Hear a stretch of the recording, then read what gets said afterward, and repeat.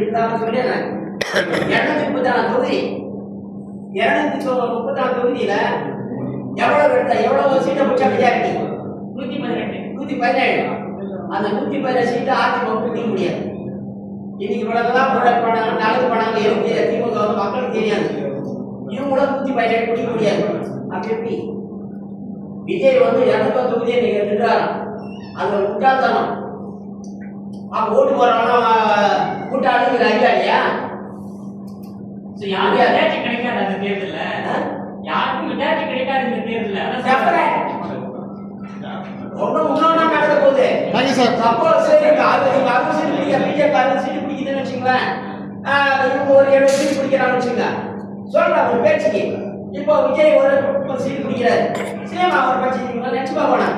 அப்ப என்ன பண்ணாங்க எல்லாரும் கூட்டம் உடனே என்ன பண்ணுவோம்? பிஜேபி பாம்பேல கேம் ஆனாங்க, இதுல நிதிஷ்குமார் அங்கெல்லாம் அந்த மாதிரி கேம் ஆடி இவனை தூக்கி வெளியே போட்டு நான் இதை போட்டு இல்லைன்னா தூக்கிக்குள்ள வச்சு மோதினேன்னு சொல்லிட்டு பிஜேபிக்குள்ள வந்து ஆட்சி போடுவாங்க. 2வது விஷயத்துல தான் நடக்கும். நான் மக்களோட பயணிக்கிறேன். எனக்கு தக்காளி இழந்த முருங்காடு உங்களுக்கு யாருமே தெரியாது. ஒரு பியூன் அஞ்சு போயிட்டு காய்கறி கடைக்கு போய் வாங்கிக்கணும், என்ன பண்ணுவான்? 10 ரூபாய்க்கு எடுத்து 50 ரூபா போட்டுவான், பில் வாங்கி வருவான். அப்ப நான் ஒரு ஏமாறு எடப்பாடி இருந்தாலும் ஸ்டாலின் இருந்தாலும் விஜய் இருந்தாலும் சீமான் ஏமாறல. இப்ப யாரா நான் கடைக்கு நேரடியாக நான் போறேன், எனக்கு தெரியாது யாரும் ஏமாற முடியாது.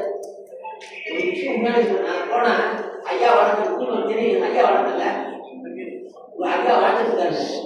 அது சொல்லல, நான் சொல்லக்கூடாது. அது எந்த மக்கள் தான் மக்கள் வாழணும். யாரும் வந்து இமேஜின் பண்ணாத முடியாது. எம்ஜிஆர் காமராஜர் தான் எம்ஜிஆர் மக்கள் கட்சி தான் இன்னைக்கு உறுதியாக சொன்ன எதிர்க்காங்க. தமிழ்நாட்டில் இருக்கிற அத்தனை கட்சி தலைவர்கள் சொன்னேன், முதலமைச்சர் ஆகக்கூடிய தகுதி எம்ஜிஆர் மக்கள் கட்சியில் உள்ள உறுப்பினர்களுக்கும் தொண்டர்களுக்கும் ஏழைகளுக்கும் தான் நீயும் தவிர தகுதி உடையவர்கள் யாருக்கும் கிடையாது.